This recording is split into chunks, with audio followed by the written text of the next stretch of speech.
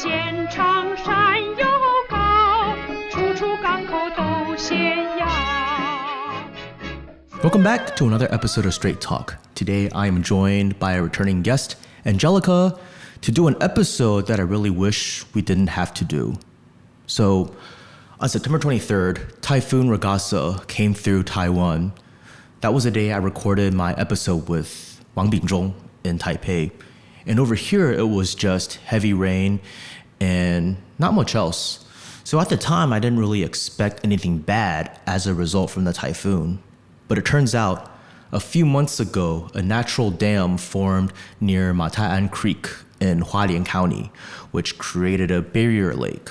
This recent typhoon caused the barrier lake to overflow and released around 60 million tons of water in just 30 minutes. This water got mixed with mud, sediment, rocks, and it surged down the mountain and completely destroyed Guangfu Township. On September 29th, Angelica and I joined a group of 40 volunteers and headed to Guangfu on a chartered bus, leaving at midnight and arriving at Hualien City at 5 a.m. For the final stretch to Guangfu, we took a local train from Hualien City and arrived at Guangfu at around 6:30 a.m. What we saw was nothing short of a war zone. And because words can't adequately describe what we saw there, I'm going to play the short fundraiser video we filmed out there so those of you watching on YouTube can see for yourselves. Hello everyone, we are here in Taiwan's Hualien County, where Typhoon Ragasa just hit. The situation here is very tough. Many homes were destroyed, and the community is struggling with flooding, mud, and destroyed infrastructure. We came here as volunteers to help with relief, but once we got here, we realized the scale of the devastation is way more than we can handle. We need more help for these people on the ground. That is why we started a GoFundMe for our international friends. Every dollar donated will go directly to the people of Hualien. If you're watching this from abroad, please consider donating. Even a small contribution makes a big difference. Whether it's helping families buy food, clean water, or rebuild what they lost. The link is below. Please share the video and help spread the word. For more information, please visit the GoFundMe page. Hualien needs us right now. Thank you. I also want to take a moment to sincerely thank everyone who supported this fundraiser. Thanks to you guys contributing and sharing, we've raised over 4,000 US dollars, which is well over 100K new Taiwan dollars. Your help spreading the word has made a real difference. If you want to contribute to or share the fundraiser, the link is in the video description. Every share and donation helps the people of Guangfu rebuild. Now, on to our conversation with Angelica. First off, thank you very much for not just coming back onto my show, but generously offering your future studio as our recording space. Well, thank you. I think it's only going to get better from here. I just moved in, so everything's rather bare. But it's going to be my office, and hopefully I'll be starting my own podcast soon. Once we figure out all the sound treatment and equipment, it's going to be much better than this. So this is kind of like the before, and then later you're going to see the after. Hopefully sooner rather than later. Yeah. I think with your help, I've got it in hand. So how are you doing today? I'm good. Just getting ready. Moving into my new neighborhood. I now live near the Yuanshan station area. For those of you familiar with Taipei. So that's near, it's an older neighborhood, but it's near a really cool park, the Floral Expo. And there's a bunch of cool stuff near here, restaurants and things. So I'm really glad I made the move. Yeah, no, it's a really nice location. And it's really near where I live. It's like the closest part of Taipei City to where I live. No way. So, yeah, you live in Sanchong, right? No, I live in Linkou. Linkou, that's right. I'm not a gangster. Oh. So let's talk a bit about our role in the relief efforts in Guangfu for the audience to understand. So what was that like? Well, at first, I just started seeing people going down to Guangfu on social media. And there was one post that really popped out to me. It was just this guy with a shovel, and he said, "There's so many people here that need help, so don't think about it, just come." And that was when I got your call or your message, and I was just like, oh, yeah, okay, I'll do it. And I didn't think about it too much, just tagged along for the ride. If anything, I'm really grateful that you guys did all the organization, because that's a lot of work too, like maybe more work than just showing up ready to dig like I did. No, all the preparation on that end was the Keelung Street Art Association. Yeah, they did a great job. So sometime we gotta go to Keelung and support some of their activities. I still need to take you back there to have that angake. Yeah, that'd be cool too. Yeah. So you talked a bit about this already, but what was your first impression when you heard about the typhoon and its impact? Well, when I first heard about the Typhoon Ragasa, I didn't expect it to affect Taiwan at all, because it was not projected and it did not even make landfall here. I remember on the day off, yes, it was rather rainy in Taipei, but it was just like the tail barely swept southern Taiwan.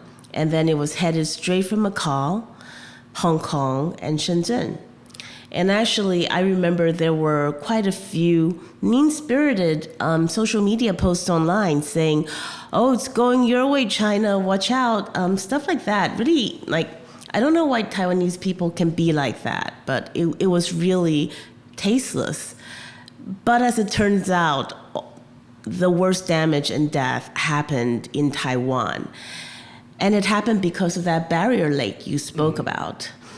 So I was really, really shocked to hear that at that time, 14 people died.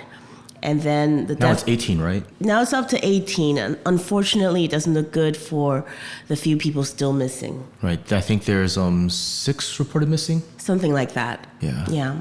A friend of mine in Hong Kong was asking me how the typhoon, like if the typhoon is bad over here, and he was talking about how it's one of the biggest that's hit Hong Kong in a while. And I was like, wait, really? Because I'm not feeling anything over here. And then like the next day I see the news and it's like, shock. Yeah, I was really shocked. How is it possible?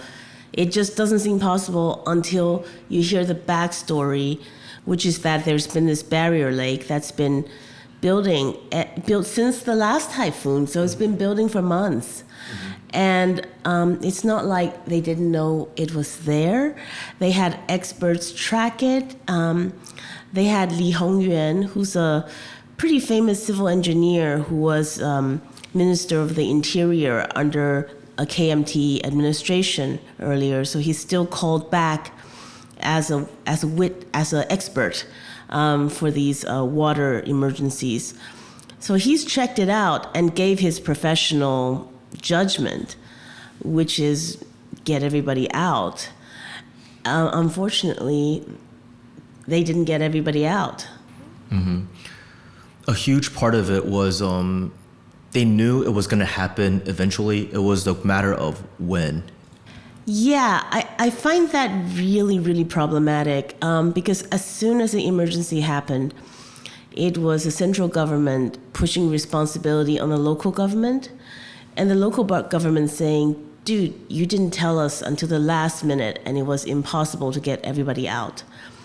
And there's just a sense that there's a lack of urgency in getting the job done, and everybody's more worried about, probably nothing's going to go wrong, and if something does go wrong, then you push the responsibility around. I think there were leaked conversations from within the DPP, the ruling party, which was when everything happened, they were like, okay, we need to investigate the Hualien County government, which is under KMT control, and figure out who we can essentially blame and blow up in the media. Yeah, it was kind of like an evil version of the West Wing. It was like everybody was chiming in about, we can say that we regret it so much not everybody got out, even though we tried so many times to tell Hualien city government.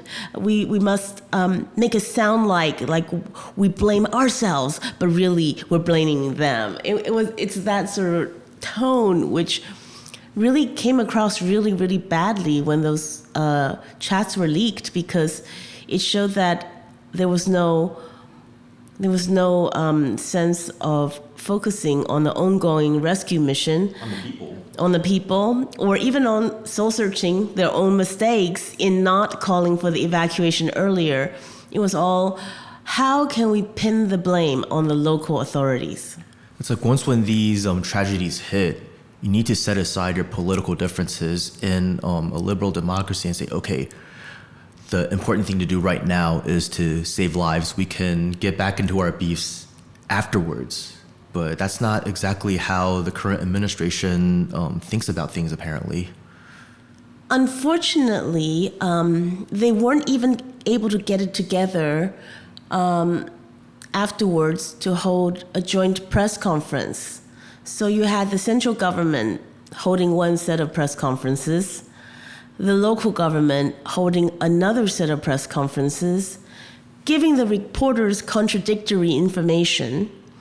And apparently at one point, the president, Lai Ching-te, was just one building over from the Hualien County commissioner, and they didn't even bother to meet up because they're on different teams. And that was what made this calamity deadly. It was always going to come, but it didn't have to take lives. And the reason that it did is because there was not enough coordination, and also, I would say, not enough consciousness, not enough risk awareness ahead of hand. Or the political will to just take care of the barrier lake. We had months to do something about it. Well, I have a slightly different opinion on that, because I'm actually, I believe in Li Hongyuan. So he's the KMT expert that I talked about earlier. And he said that due to the location, the speed of the formation, and the volume of the barrier lake, it was not possible to divert it. Maybe it would have been possible earlier, but by the time it got really dangerous, it's not possible to move it. But what you could have done was move the people who were directly underneath it. And give them time to move their stuff too. Well, I think here's the really tricky thing, right? Because people quite often don't want to move. Yes. They don't want to move from their home. They think it's a hassle. Quite often, even for this evacuation, I heard that the shelters offered to the residents were grossly inadequate. You had like 400 or 500 residents, elderly and children, on bare floors, curled around the corners and lying on the ground. No pillows, no covering. And when you offer that low level of service, of course, people are not going to want to evacuate, especially preemptively. Mm-hmm. But that's what you have to do, mandatorily, if necessary, to save lives. Yes. It's one thing to hear about these things or to see things on TV, but to actually go there and not just see, but smell and feel everything and see the people and the destruction. It's a very different feeling. So when you were on the road, did you have any expectations about what we'd see in Guangfu, or were you just kind of prepared for the unknown? Well, to tell you the truth, I was very naive. I was like, well, they were already digging all day yesterday. Maybe it's mostly done. So I had no idea.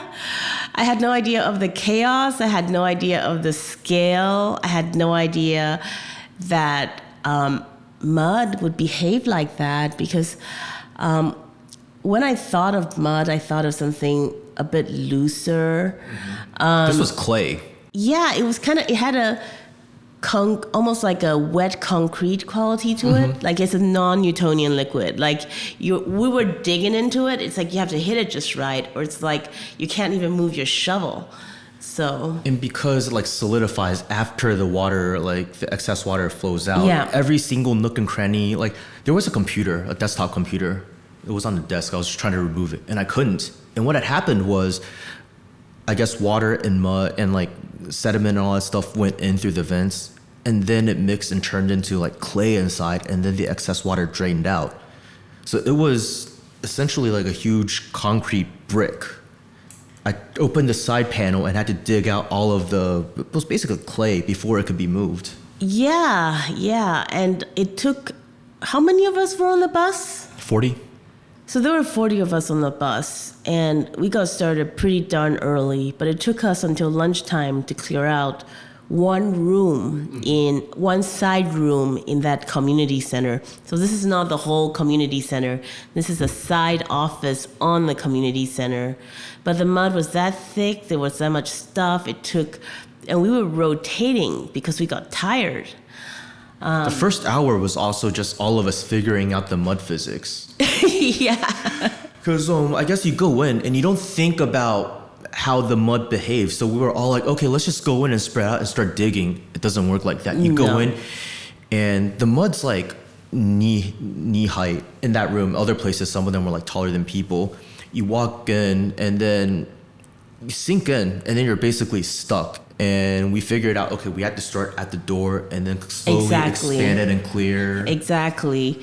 Basically, you have to clear enough ground for you to stand on.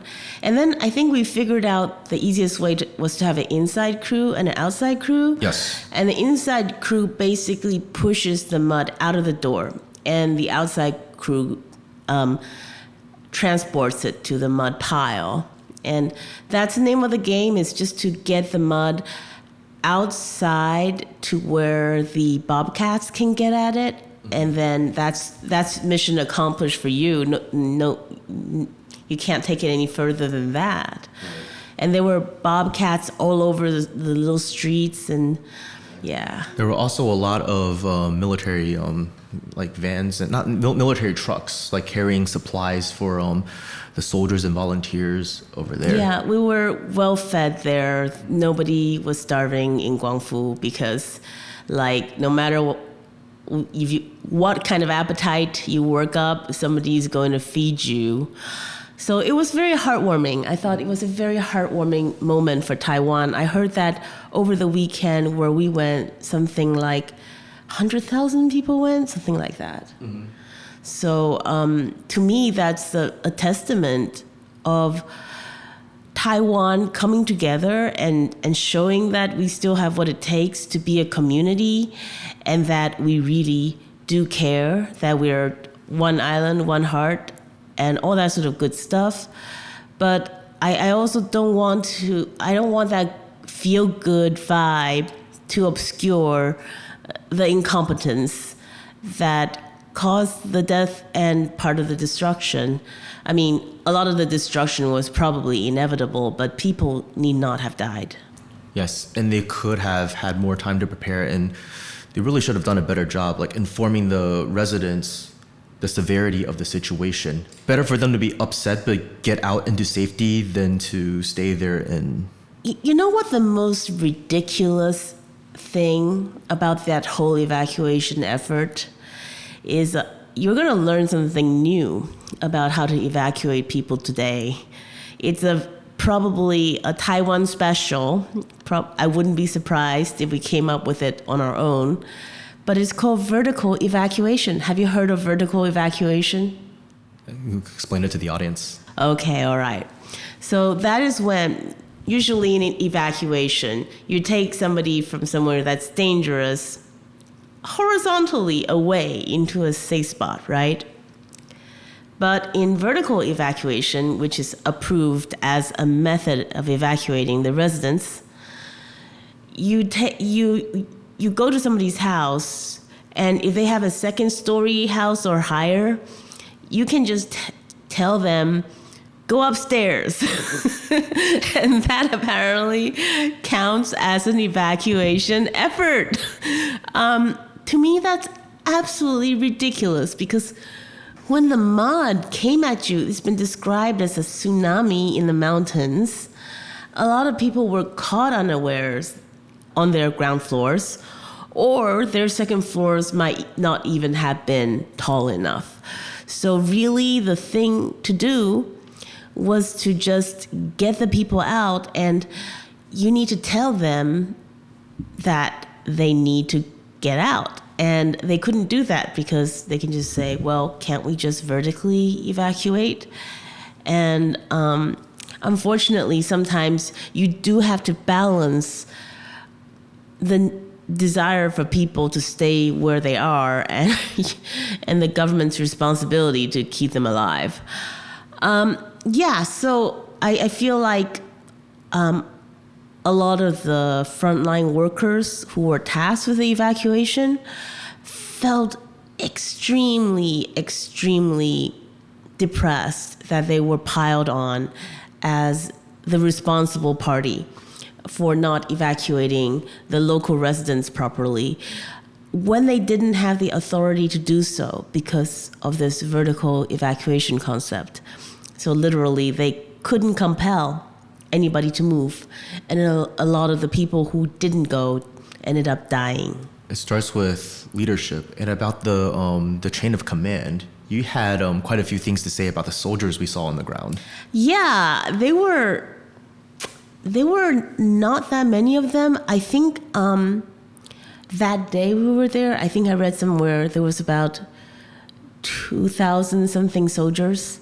That's not that many for the scale of the disaster, folks, and dwarfed by the number of volunteers. And we saw them, they were standing around in the yard, just like waiting for orders, scrolling on their phones. And okay, let's be charitable here. Of course, they were soldiers, so it's not like they can just freelance like us. They have to wait for an order. So I happened to see a few of their superior officers, and they were just puzzling over a few maps, and they're just like, one was saying to the guy who's obviously in charge, but, well, this doesn't make sense. This doesn't match up with that, but we're supposed to do this. And the other guy was like, well, what if we did that? And it was very, very obvious that somewhere along the chain of command, something's broken.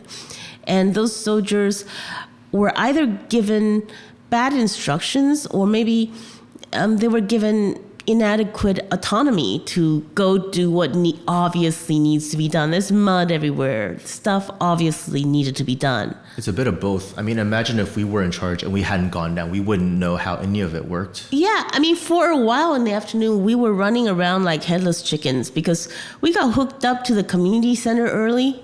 So that was all lined up for us. And that's why we were, I think, at our most efficient in the morning because we got there, we were fresh, we had a job. But in the afternoon, we're just carrying our shovels around like itinerants and looking for a place to dig and going door to door asking if they need help. Do you need any help? And a lot of the times, it's like even if there's so much work, you can't have too many workers because you get in each other's way. Sometimes you put more workers on site and you're actually slowing everything down because people are just passing bits of mud from one another. And so it was really, really comical. So I can imagine it's the same for soldiers. If they don't get good instructions, they don't know where to go, then they're not going to be the most efficient.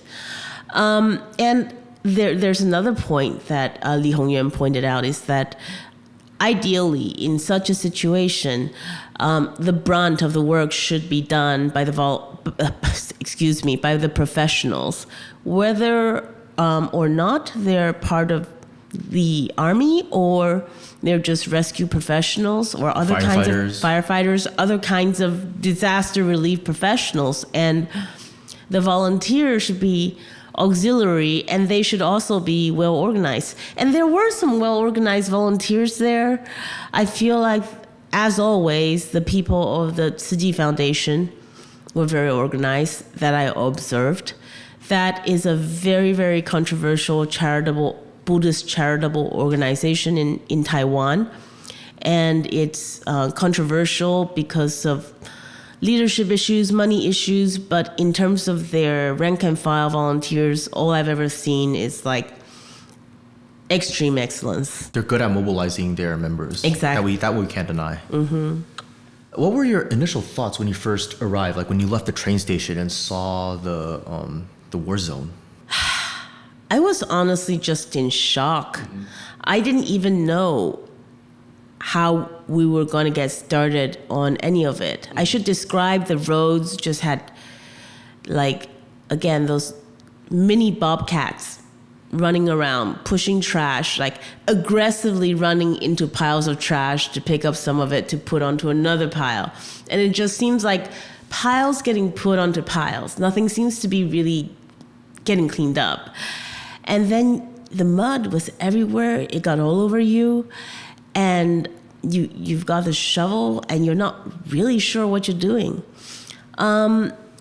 It was a shock at first, and it was either extremely muddy or extremely dusty, and sometimes both. It was very dusty. Mm-hmm. Yeah. I finally understand the expression when the dust settles. For sure. I brought back a pair of pants from Hualien, and I just, without thinking, kind of shook them out, and I was like, whoa! All of a sudden, there was Guangfu dust, like, all over my room. Oh, I put it all in the, I shook it out outside and then put it in the bathtub. Yeah, I wasn't even thinking about it, but it was a lot of mud. I was so it's clean now. You can't show the audience what it looked like. No, but it was plenty muddy. We all got really, really muddy. The destruction exceeded your expectations based on what you saw in the news. Because, I mean, it had already been 6 days when we went there. Like, yeah, well... my mom was like, what are you even going to do there? It's been 6 days. Most of the work's probably been done. That was my assumption. Because, yes, the initial footage was absolutely apocalyptic. But I was like, okay, it's been like a week. So we're just going to be... Do you know how clean I thought it was going to be? How? I brought down like those lemon wipes that's loaded with a cleanser because I thought we might be like wiping down windows and stuff. But then it turned out to be really useful because people use them to wipe their hands and faces before they ate their biendangs. But I really thought we'd be going in and we'd just be like, just helping polishing everything up. But it was not at that level, and it probably wouldn't be at that level for a while.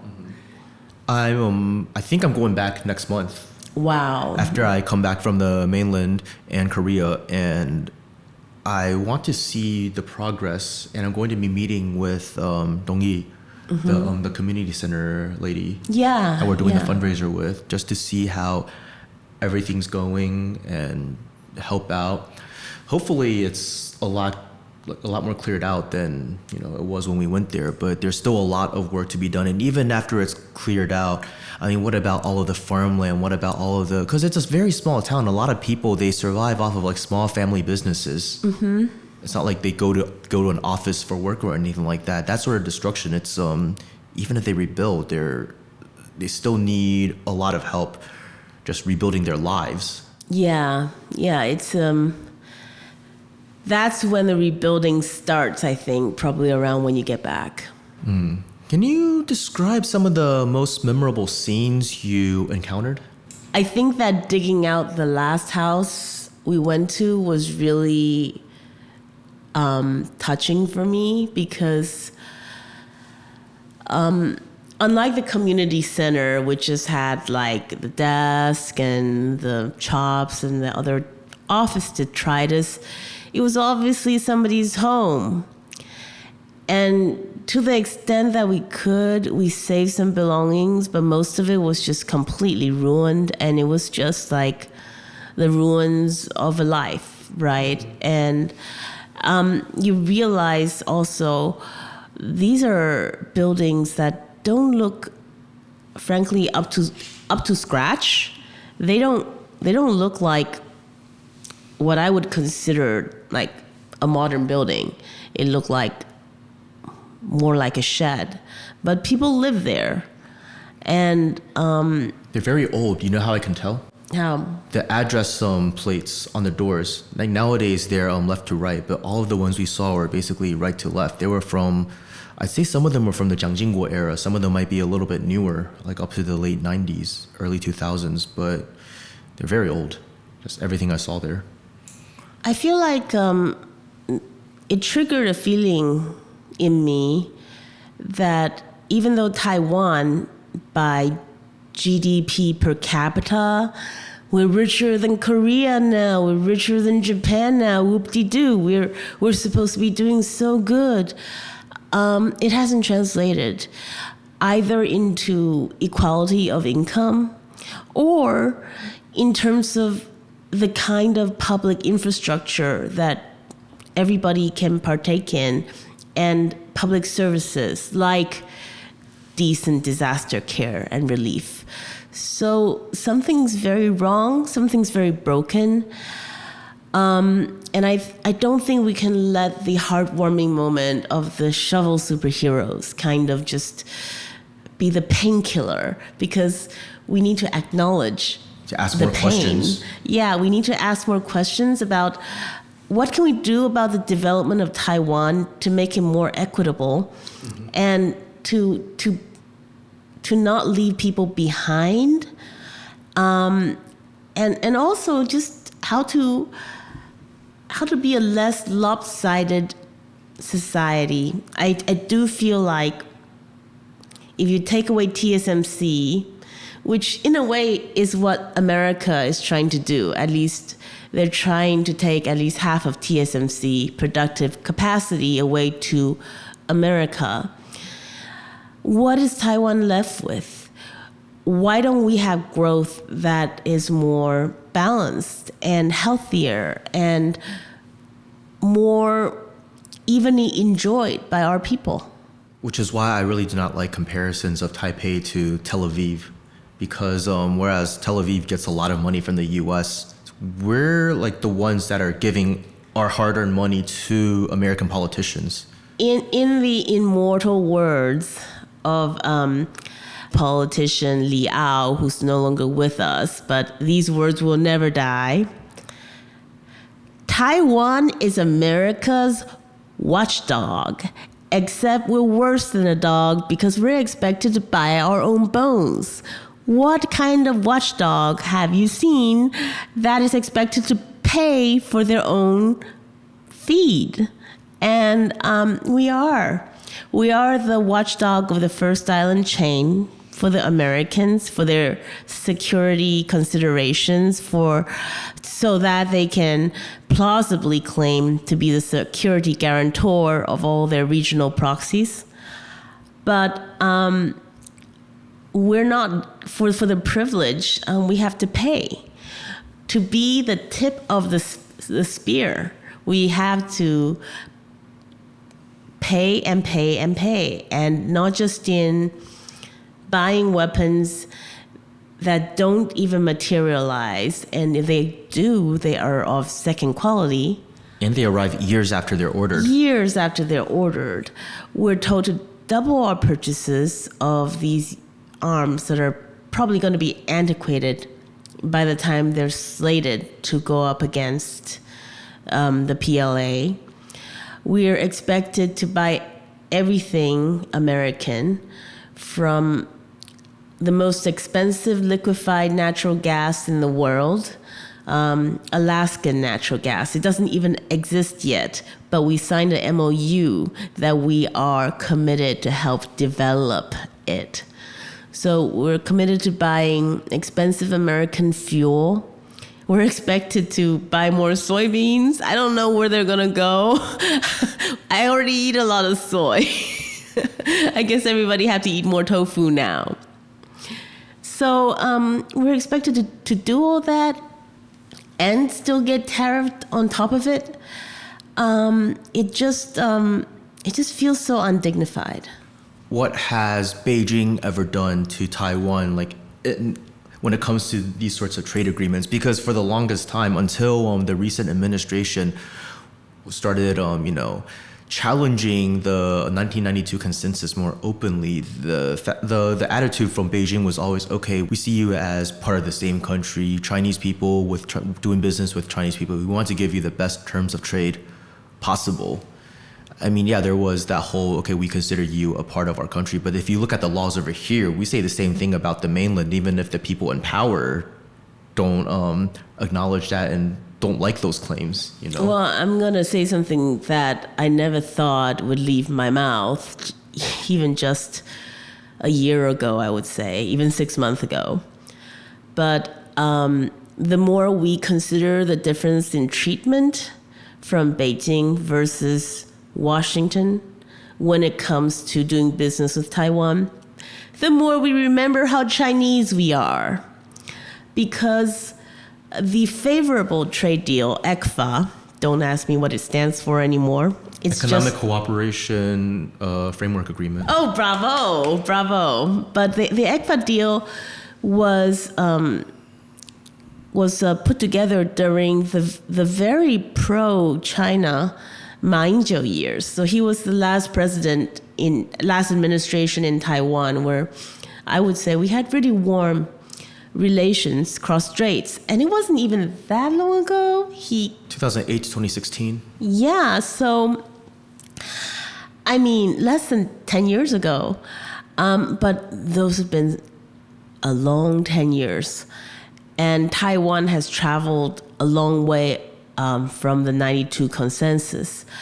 But I guess a big change in direction can always come back. And I've heard the 92 consensus and Taiwanese people proudly calling themselves Chinese in the past 3 months than I ever had in the past 3 years or even 10 years. So there's been a huge sea change in the air. Going back to ECFA. So what China did, as far as I can tell, is it was a very favorable framework agreement established during a very warm period of cross-strait relations.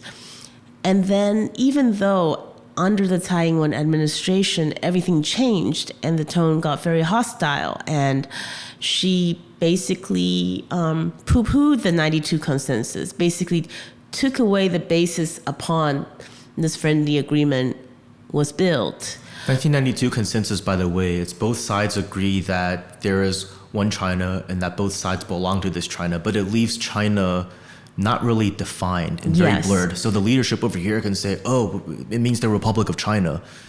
And Beijing will just be like, okay, whatever. You guys just say what you want on your own little island. What happened was the 92 consensus was strategic ambiguity in its own way. But both sides kind of salami sliced until it became like a little uncomfortable. And what Tsai Ing-wen did was throw her hands up and say, how can one side say one thing and the other side say another? There's no clarity here. There's no consensus. The 92 consensus doesn't exist, which to me is like, fine, but don't you have to be consistent about that? If you can't have the 92 consensus because it's not clear, then how is our security for Taiwan guaranteed by the Americans under strategic ambiguity?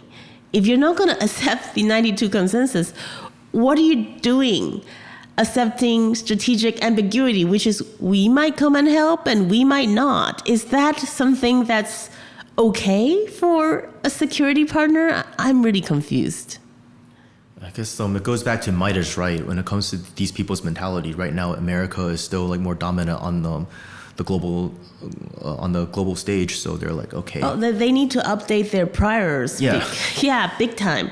And they need to also start reading the papers written by American think tanks. This is something that I always tell people to do, because it's not like the secrets of the temple.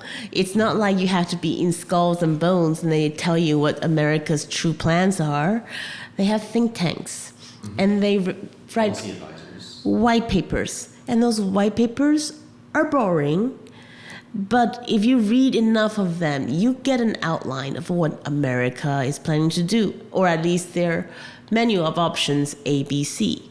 And let me tell you, their options for Taiwan are various flavors of let's send some drones, which is funny because Would you rather have Taiwan be the world testing ground for U.S. drones versus Chinese drones? How do you think that'll shake out? Yeah, it's the whole porcupine strategy. They're basically saying, okay, in a conventional war, the U.S. does not want to send boots to the ground, but they want to basically keep on selling weapons. Yeah, they want to keep on selling weapons, and they want to weaponize us. They would like nothing more than for the Taiwanese to fight like the Ukrainians, and ideally bleed like the Ukrainians. That I believe was. I'm American too. I have an American passport, but I can't help but see the logic, which is that America is trying to kneecap China's rise in any way that it can. And without getting its own hands dirty, without racking up another L for real, the best way is to let the Taiwanese, or, let's face it, let the Chinese fight the Chinese, just like in Ukraine, they're letting the Slavs fight the Slavs.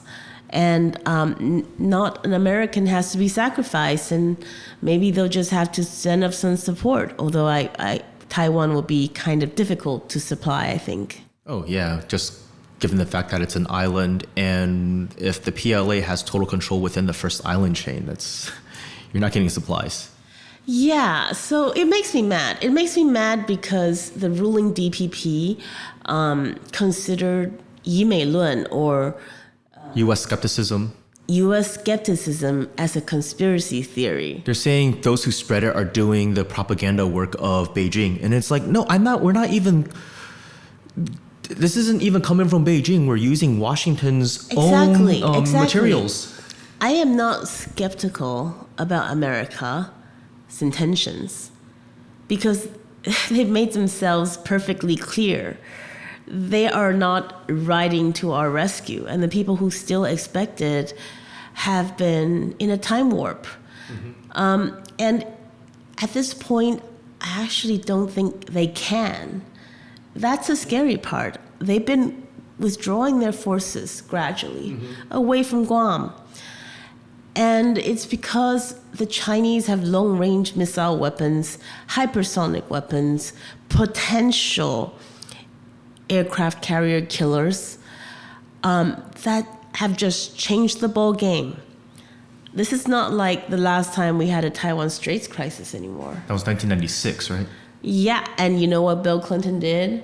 Sent in the Navy and Air Force. That's right, 7th Fleet, 2 carrier groups right through the Taiwan Straits. You know what the Chinese did? They were like, you got it, boss. I got a little bit ahead of myself. And they knew what was up. They knew back then they didn't got it. Did you know that because of that, a bunch of the KMT's operatives on the mainland got killed? No, what happened? Because Li Denghui was like, oh, don't worry, I have information that the missiles that they're shooting over us don't have warheads. Oh, come on. Yeah, so then they started clamping down like, okay, how did you know this? Not smart. The OPSEC, I feel like, has always been poor with the Taiwanese government. I mean, even today, those leaked line chats, they can't even use Signal. Yeah. Now, before we continue this conversation, I want to take a brief moment to thank all of my viewers and patrons. This show is possible because of your viewership, your shares, and your contributions. Now, a quick shout out to my upper level patrons: Alvin Zhao, Wang Yijing, Michael Kim, Victor, CD14039, Jim Fox, Capacity Foco, SCY, Batty Roxy, Thomas Eagle, Zhang Wei Wei, Dolores Austin, T, Daniel Sun, and Louise Lu, or Lu. Not sure which one it is, so you might want to leave a comment and let me know. Thank you for going above and beyond with your support. It is because of everyone's continued support that I'm able to proudly announce that Strait Talk is going beyond the studio and into the real world. And for this, you'll have to watch on YouTube and not just listen on Spotify or wherever you get your podcasts. So be sure to subscribe if you haven't already, because I'll be doing on-location videos at various locations in northeastern China, talking about the different episodes of Chinese history, like the history of China's resistance against Japanese imperialism, the birth of the Qing dynasty, and parts of the Korean War. And my plan is to do more of these on-location storytelling videos in the future, so please stay tuned for that. Now, back to the main show. I think we've already gone over this quite a bit, but what do you think, if you have to narrow it down to like the top 3 biggest failures of the administration leading up to this disaster, what would they be? I think... Can I start then? Yeah, go ahead. I think the number one is the DPP has been focused way more on its power struggle than on actual governance. And this goes back to the whole, the Great Recall and stuff like that, or jailing opposition leaders like Ko and Zhou. Well, definitely. But I was just about to say that when I think about the disaster relief in Taiwan in general, I think about the contrast with how things would have been done on the mainland. Because I have a lot of friends now on Twitter who are on the mainland. This wasn't the first disaster where they told me, girl, the way you guys deal with disaster relief in Taiwan is shameful. And this goes back, remember when Tainan got flooded, the last typhoon? Yeah. And that one village didn't get cell signal or electricity back for weeks on end. Mm-hmm. They just got tarp and they were told to climb up and put it on themselves. Yeah, and actually some old lady died because she didn't have light, so she was lighting a candle, which burned her house down. And 2 men also fell to their deaths because they were putting the tarp on their roofs. So my readers who were from mainland China were like, girl, like, first of all, the PLA would have gone in and evacuated all those people, did the work, and they would have at least made sure there was a generator in the village. So, because it's not considered acceptable to have people go for days and weeks on end without electricity or cell service. There was another woman who died because of lack of cell service. I think she had like a garage door rolling on her and she was trapped. And the same with the Barrier Lake. I think there was a story of a barrier lake existing in, maybe it was Yunnan, I forgot the exact location, but they actually moved the whole village out of danger. I forgot if it was a barrier lake exactly or some other kind of geographical instability. So, but they determined that there was a risk of a landslide, that this village was on the path of possible danger. So they were really proactive about moving it. And to me, that's a government who has state capacity, who has the authority, and who is correctly prioritized. And to me, it shines back to us like a mirror. What happened in Guangfu and in Tainan, when you compare it with how similar disasters are taken care of on the Chinese mainland, it's a mirror. And what it shows about our government is not flattering at all. They have other priorities. They have electoral priorities. And even if their priorities were focused in the correct place, I'm not even convinced that they have the ability. And even if they had the ability to make the correct decisions, I'm not sure they have the authority because... The people don't respect them. Exactly. So it's a chicken and the egg thing. So I think that's a lot to think about. But you're right. The election show becomes more important than the actual disaster relief. The election show and also trying to make America happy. And the funny thing is the DPP prioritizes these things so much, but they've still done a very bad job. Like Donald Trump thinks 赖清德 is a joke. And the election stuff, well, they sometimes you have to express flopped. things in Chinese. 马屁拍到马腿上了. Really, he is not like kissing up to the right parts of Trump. But I want to say also, it's not just the DPP, okay? one thing I would have loved to talk about, maybe we can still touch on it, is the KMT chairmanship elections. Oh, yeah. And a black horse candidate called Zheng Liwen has taken the lead. And it is absolutely shocking because she is somebody that the establishment would not want to get the nomination. Mm-hmm. So former DPP too. Yeah, former DPP. Although I have to say KMT 20 years, but she still got that DPP nose for oratory, I think. Yes. And so she did very well in the internet age. Took to the lead and got so far ahead that the party establishment panicked and decided to cancel a whole bunch of debates. And the excuse they gave was, we have to go down to Hualien and support the people. Excuse me, you're an opposition party. What are you doing 2 weeks after the mudslide happened to go down to the village to support the people? And these candidates, it's not like each and every one of them is going to be down there doing work every day. It's just not a possibility. Yeah, and the other thing is you already had a bunch of debates closer to the time after the disaster. Why weren't you sprinting down to Guangfu County to help then? Why do you suddenly realize you have to after your rival pulls ahead? It's very, very puzzling. And I believe that it's made it untenable for the KMT to now elect somebody like a former mayor Hao Longbing. He's a joke. He is a joke. He's such a pussy. He's such a pussy that he didn't turn up for one of the debates, and they just had his cardboard cutout on his podium, which is hilarious. So yeah, I hope it's Zheng Liwen. I hope that she successfully gets the chairwomanship. I think she's the only candidate with a chance to turn it into a good opposition party against the DPP, because right now it's the TPP that's doing all the lead work. Exactly. And the KMT is kind of doing this both really kind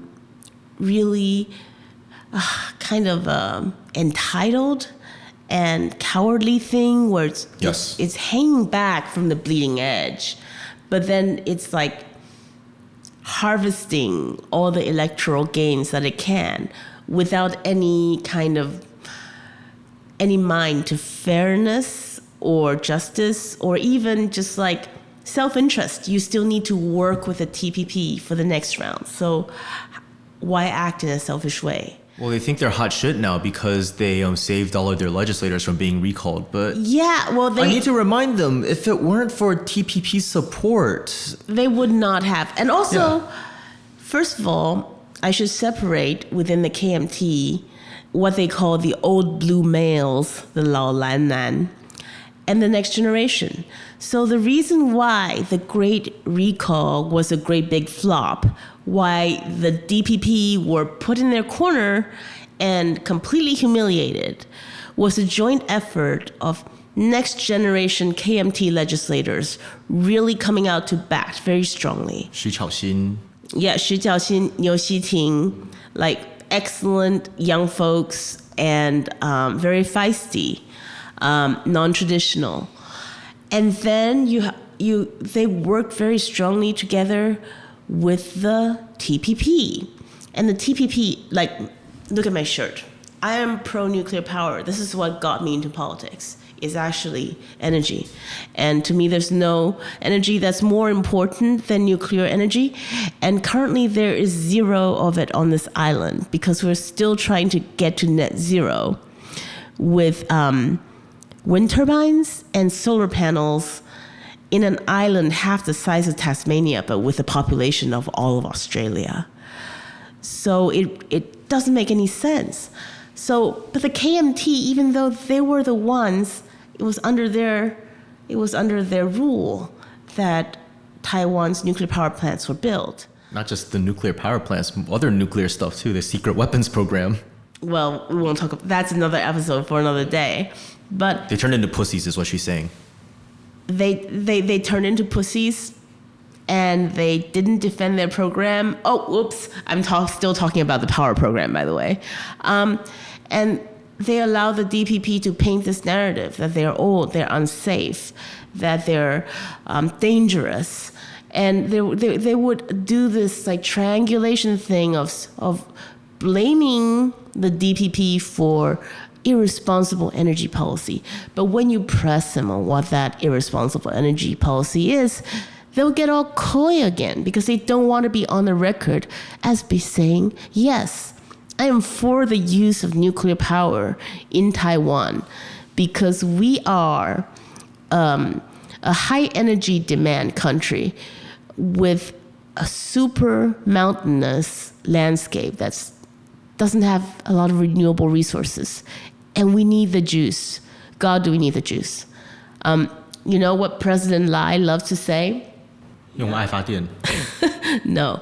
He loves to say Taiwan is an AI island, that we need to develop our sovereign AI in order to compete in the industry of the future. But what he doesn't tell you is, in North Taiwan, which is Taiwan's industrial heartland, you cannot even site a 5 megawatt data center anymore because there's not enough juice. Okay, so you go to South Taiwan. Surely you can build a slightly bigger data center there. Well, I'm here to tell you the biggest data center project in Taiwan is only 100 megawatts. And by the way, that 100 megawatts has to be divided into 5 different phases, and those phases might have to be built in different cities because there's not enough electricity at the same place at the same time. And do you know how pathetic that is when in the US, in China, I think in the US, like Mark Zuckerberg is building a ridiculous AI center called Hyperion or something. It's 5 gigawatts. So a gigawatt is like 1,000 times more than a megawatt. So how is Taiwan supposed to have any kind of role in an AI future where America has the compute, China has the electricity, and we have, what do we have? Okay, we have the compute too, I guess, but we don't have the electricity. Yeah, and I think this attitude of the KMT being afraid to just really express its true positions is kind of like its attitudes on the whole combating Taiwan separatism thing. They're always complaining about the DPP. Mealy-mouthed. They're always very mealy-mouthed. You guys are so in chaos with your reckless Taiwan separatist rhetoric. Okay, but then when you're in power, you don't really push back. Ma Ying-jeou had 8 years to undo the curriculum changes that Chen Shui-bian pushed through. He did not do it, and what happened was you have a new generation of young adults that don't see themselves as Chinese whatsoever, and that makes them a lot more susceptible of buying into Taiwan separatist propaganda. People really, really forget how unforgivably weak Ma Ying-jeou was. And also, I consider Wang Jinping, I consider him just, I don't know if traitorous is too strong a word, but he's definitely more of a sympathizer than I like to see. And together, they were in power, but they were almost like DPP walked all over them. Afraid to exercise power because they were so afraid of the stain of the authoritarian era, I guess. But so much could have been undone, and they were not. The 4th nuclear power plant could have been pushed through. Mm-hmm. Instead, it was mothballed, and now it's going to be a whole entire journey to bring it back. Of course, I'm committed to that journey, but I'm pissed off that it's something that has to be done at all due to their weakness. And who was the first to say, I am Chinese? It wasn't a KMT politician. It was an internet celebrity. Mm-hmm. I think until Guanzhang, I guess you can call him Jim Boss in English, until he went to China and said, yeah, I'm Chinese. From Taiwan. Taiwan is my home, but I am Chinese. Nobody in Taiwanese politics dare say that. Ever since the 90s. Yeah. Or the early 2000s. Yeah. It was really weird because I spent like a 10-year period out of Taiwan. Mm-hmm. And during that time, like everything changed. The whole self-identification mainstream just kind of changed in those 10 years. Early 90s, everything was completely like, we are Chinese. That was all over the textbooks. In fact, we were supposed to bring light back to the motherland and rescue our compatriots from communism, chewing tree barks and that sort of thing. They were living lives of unfreedom and destitution and bondage. But the thing is that propaganda line doesn't really work anymore. That was back in the day, but then I think a lot more changed later.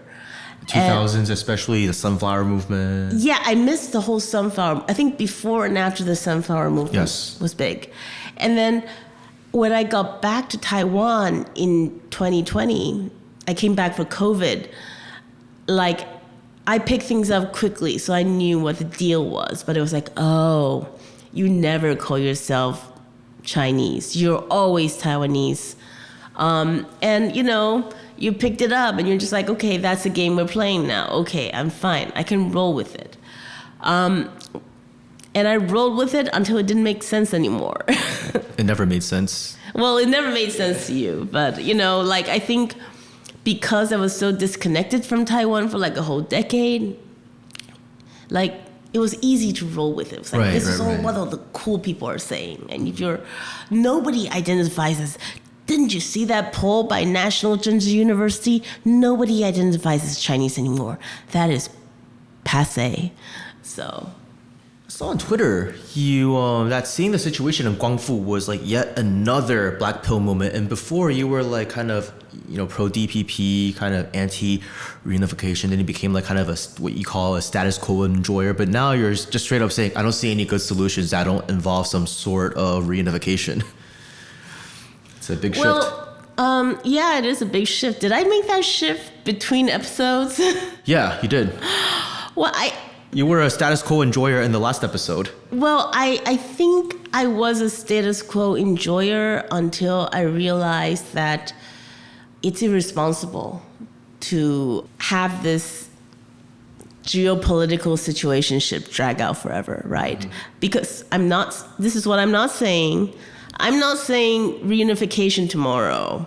I'm not saying it's time to drop the missiles and get Taiwan done. No.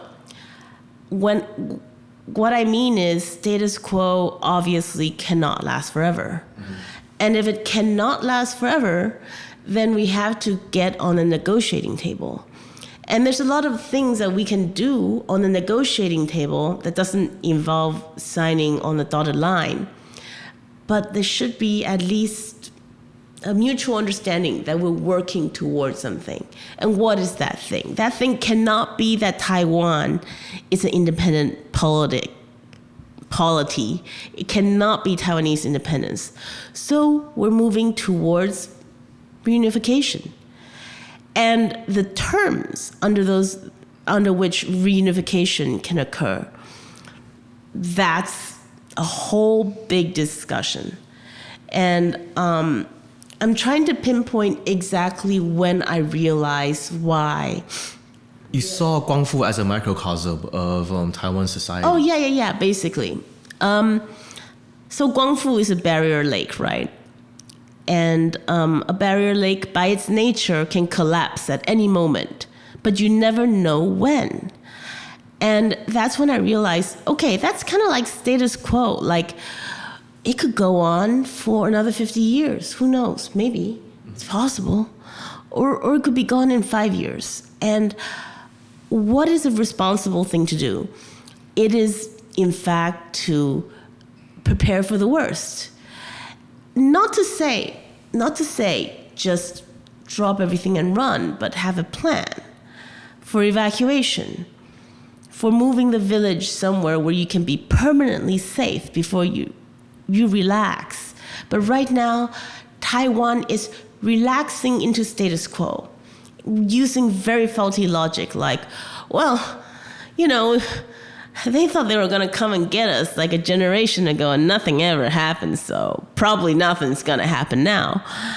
And that is such a fallacy because objective power balance has shifted. Exactly. And we're getting, until the thing happens, nothing would have happened. Do you know what I mean? Yeah. There was one red line, which was Beijing's attitude was, okay, even if it's the worst Chinese people out there in the world, as long as Taiwan is in the hands of these Chinese people, the KMT, and not people who reject their Chinese identity or are foreigners, then whatever. It's an internal matter that we can deal with slowly over time. And it's like, okay, but even back then, like the power balance was in Taiwan's favor. And now it's like, when it's not in our favor anymore, and you're having people like Lai Ching-te like starting to provoke Beijing in this regard, and it's like, come on, the time has passed. The only leader of Taiwan who could have made Taiwan an independent country was Chiang Kai-shek, and he refused.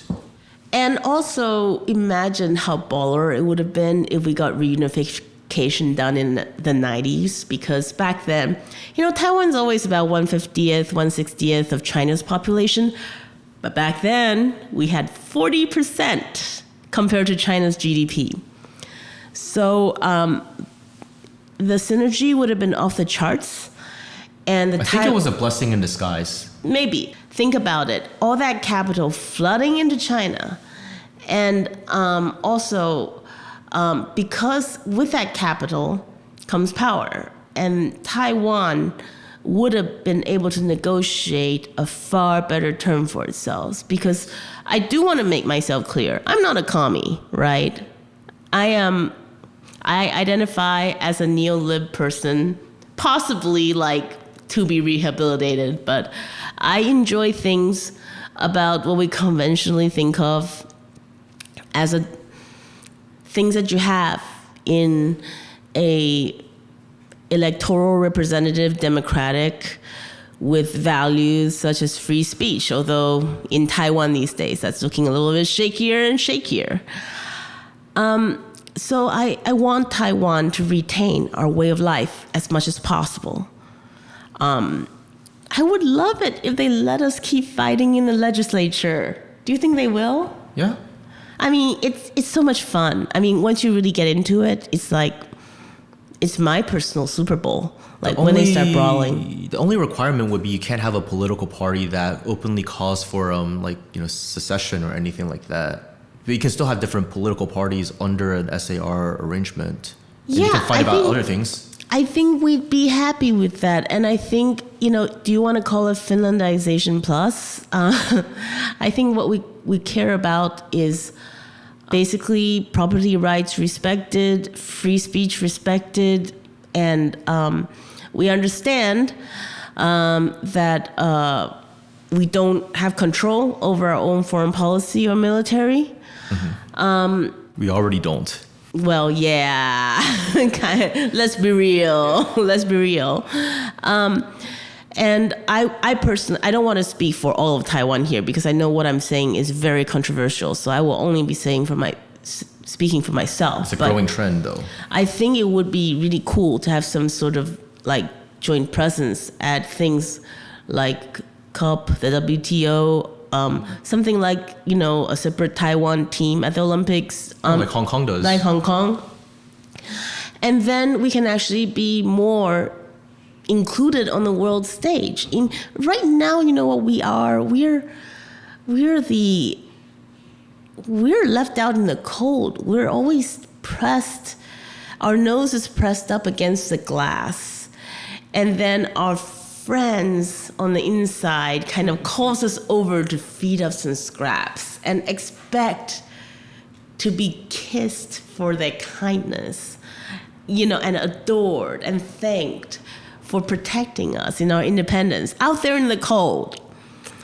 And I don't want Taiwan to be left out in the cold anymore, and we don't have to be, especially when our former benefactor, the United States, have turned into something of an extortionist and is shaking us down.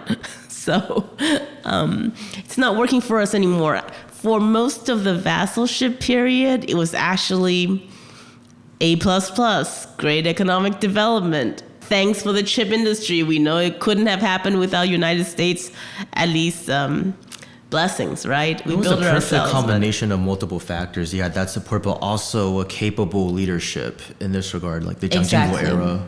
So Taiwan really has the potential, if you think about it, to run the perfect geopolitical scam of the 20th and 21st century. Can you imagine, right? We were on the Japanese side, the losing side of World War II, but somehow we turned into the winning side because we stopped being Japanese. Well, we never were Japanese people to begin with. No, but we were Japanese colony, subjects. Yeah. But then we never really got... There were people in Taiwan, there were Taiwanese people who committed atrocities in China that didn't get punishment because they're Taiwanese. But then there's also, at the same time, there were people who were drafted in the Imperial Japanese Army who then deserted and joined the Chinese forces. There's stories of that too. There's stories going both ways, but there were definitely people who... Yes. It's like, don't ask for a clean accounting of the Second World War with regards to Taiwan, because some of the debts would have to be repaid in blood. Yeah. And nobody wants to see that shit. But anyhow, we got transferred under Chiang Kai-shek, and under the protection of the U.S., we avoided a lot of calamities. I might offend some people on this commie podcast here, right? You know, a lot of calamities on the mainland, a lot of like Cultural Revolution stuff, Let's put it this way: the mainland was dealt a very bad hand in just the entire situation, and they did not have the support of the United States. And then shortly after their founding, they parted ways with the Soviet Union, so they had to figure out a lot of things on their own, and they did surprisingly well. But there were difficult times, and it was not fun to live under all of that political turbulence, and we were spared that over here for better or worse, even though there were issues over here. I would say it's definitely for the better. Okay, I'm just gonna say it. Depends who you are. I think that Taiwan was very fortunate, especially under the Jiang Jingguo years, the 10 infrastructure projects. We got nuclear power plants in the 70s. That was when the first nuclear power plant started running. By the mid-80s, we were running on 50% nuclear power. So that's how blessed we were. We had nuclear power, and we were making 80% of the world's Barbie dolls. And then we started making microchips. And it was like the 90s, the go-go 80s and 90s. It was like everybody was just getting richer and richer and richer. At some point, it all went wrong, and we stagnated, and now only TSMC seems to be doing incredibly well. But having said that, if we somehow went from the vassal of the most powerful, economically important country in the world to being a part of China, who is very soon to be the most powerful and important country in the world, and certainly already is regionally, I would consider that like a tremendous run of luck, wouldn't you? Yeah. I will say, you talked about how a lot of things were great in the 80s and 90s, and then something went wrong. A lot of the things that went wrong was the result of a lot of the policies that were passed in the 1990s during the Li Denghui years, during the liberalization. A lot of people focus on the political liberalization, but it was also the economic liberalization, because now this might offend the non-communists on this podcast, but Jiang Jingguo was Soviet educated.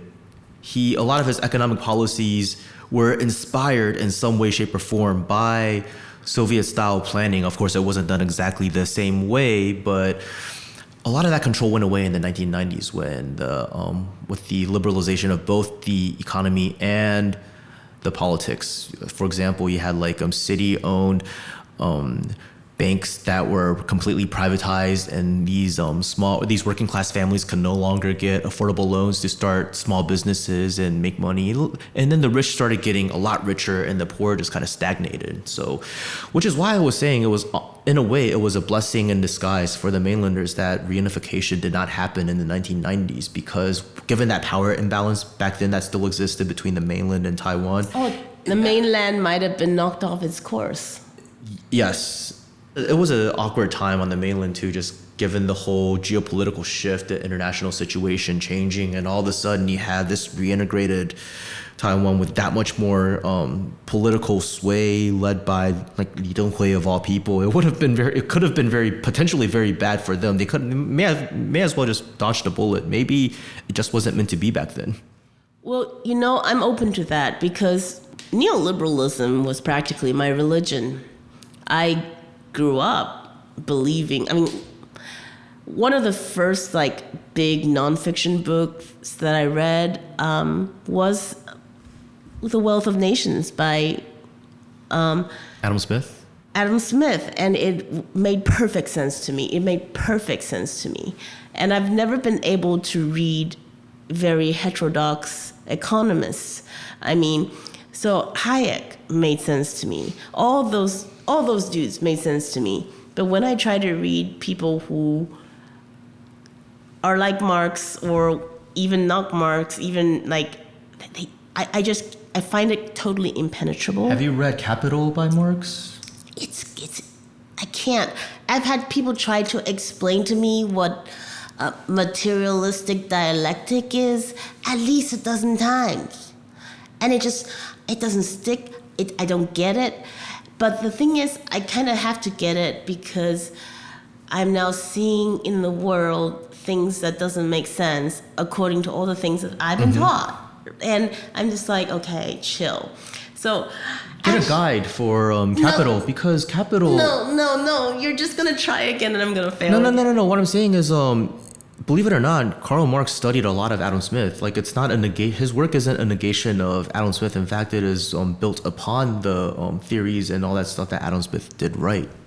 Adam Smith is actually a lot more nuanced than a lot of Adam Smithians give him credit for. He did say that if you have 3 to 5 people of the same profession ever come together, they're going to set about colluding and price setting for their own benefits. So he's definitely a lot more nuanced. Yeah.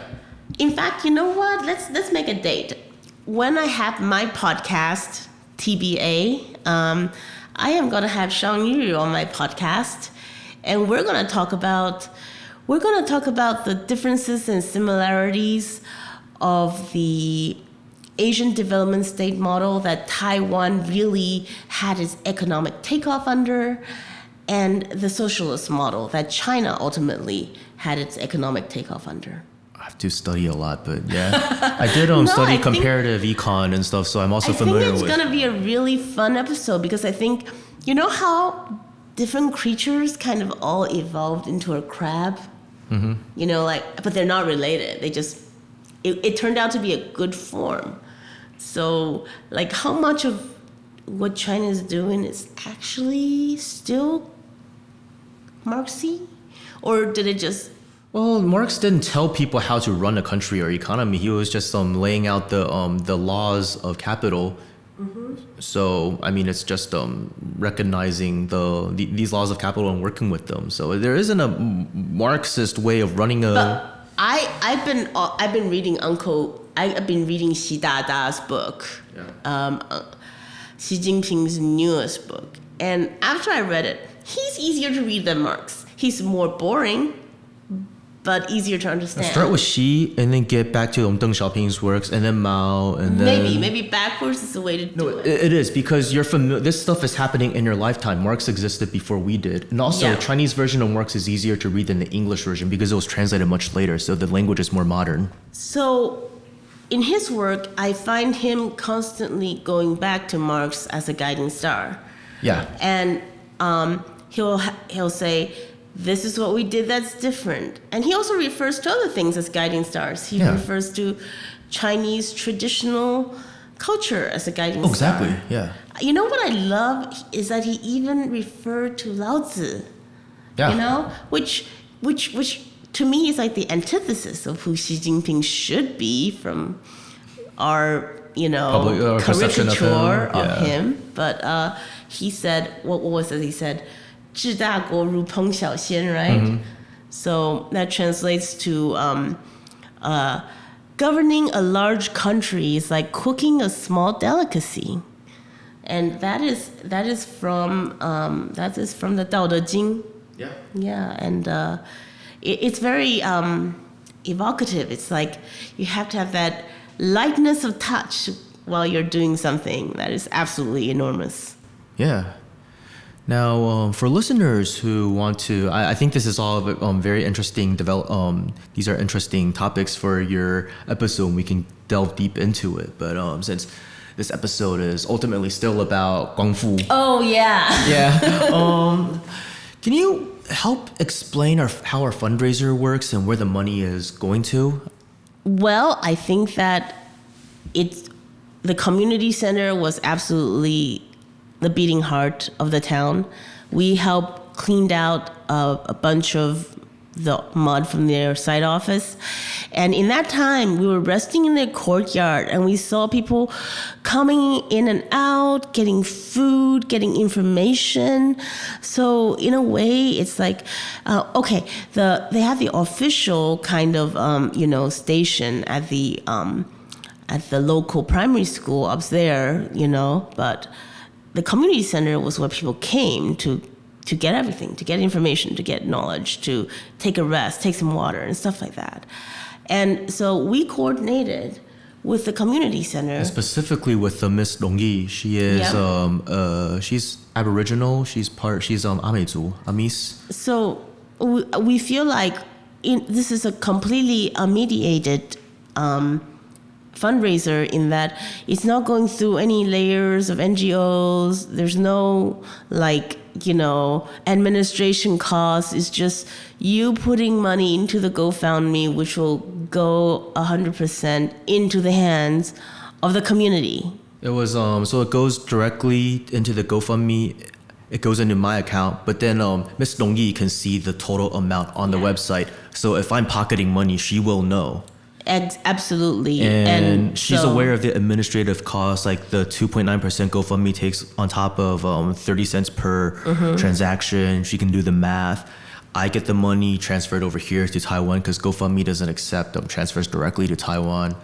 I wire the money to her, and because she is a very well-connected local leader, because most of the population in Guangfu is Amis, indigenous, which she is a part of, so she's very connected with the various tribal leaders and all of that. She'll know who needs what, and then she is she's the one responsible for distributing the funds, and she also promised me that when they are distributed, she will make note of how much goes to who, what it's for, and whatever, so you can rest assured that it's not going to some local bureaucrats, next Rolex or anything like that. Yeah, definitely. I mean, I met her. She's truly like a bright spirit. And, she was very thankful of us all. And she waved us goodbye. She was still so cheerful. And I'm sure she'll do a great job. And, your dollars will go far because they are in need. And I can't think of a better time to show that you love Taiwan. If you love Taiwan, if you listen to this show, I assume you do. At least you care. Mm-hmm. Yeah, I think that's a pretty good summary of how all of that works. And I'll be sure to keep everyone updated as this fundraiser keeps on going on. And if I make a return trip to Guangfu next month, which I think is going to happen. Awesome. You're welcome to join too. Yeah. Count me in. Okay. So I think that about covers our conversation for the day. So thank thank you very much for coming back on the show and enthusiastically talking about not just Guangfu, but everything else, even remotely or tangentially related to this.